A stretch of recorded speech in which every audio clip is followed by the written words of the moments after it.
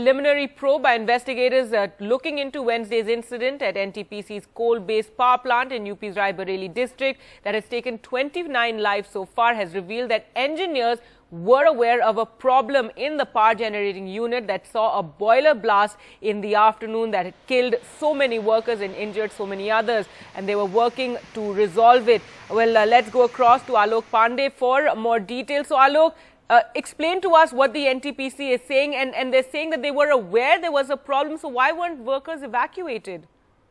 Well, yes, absolutely. I think the sense now is that the focus needs to shift on investigating just what happened, Gargi, because the rescue operations are over. Those who are injured are in hospital. The death toll might still rise, but at least there is no one who is trapped in the debris of what has happened. So the NTPC held a press conference yesterday. Now what they are saying is that there was a problem. They were aware of it, but the problem was something that they thought they could tackle. The NTPC says that they would have shut down the plant if they believed that the problem that was at hand was unmanageable and that they couldn't solve it. Basically, what they are suggesting is that, number one, there was no blast inside the boiler, as everyone has been reporting. They are saying that if at all there was a blast, then it will be probed. It was outside. It was outside the boiler. Now imagine the boiler and imagine the bottom of it. So what they are saying is that a lot of ash had concentrated at the bottom of that boiler, and there were efforts that were on to actually take out that ash from the bottom, because that would have hindered operation.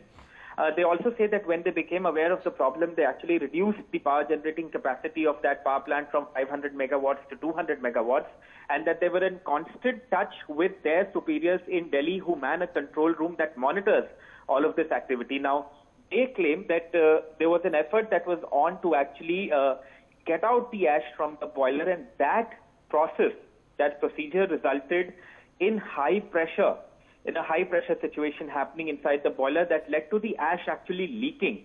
And they are still maintaining that it is that leak that led to these people being, that ash falling on these people, and that led to the injuries and deaths. Now, of course, if you look at the visuals that you see with your naked eye, the story seems to be a little different, but the NTPC is saying that you have to give us time.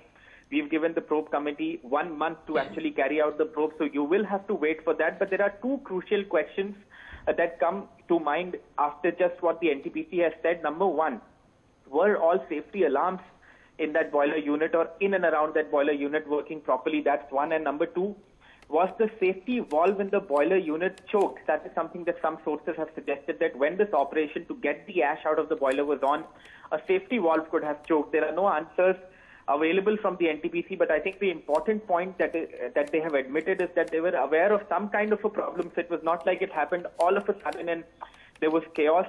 They knew that something was wrong, but they say that they did not feel the need to shut down the plant, and they thought that they could actually repair or rectify this problem while the plant was operating by reducing power generation capacity. The second important point, just to recap for our viewers, was they are saying that there was no blast inside the boiler and that the ash leakage resulted in this tragedy. And they are saying that large amounts of ash concentration inside the boiler. Just to break it down for our viewers, imagine the boiler is a large bucket and ash at the bottom of it. So they were trying to open a valve from the bottom and get that ash out so that the plant could function normally. That seems to have gone wrong, and that's resulted in 29 deaths and about 60 to 70 injuries.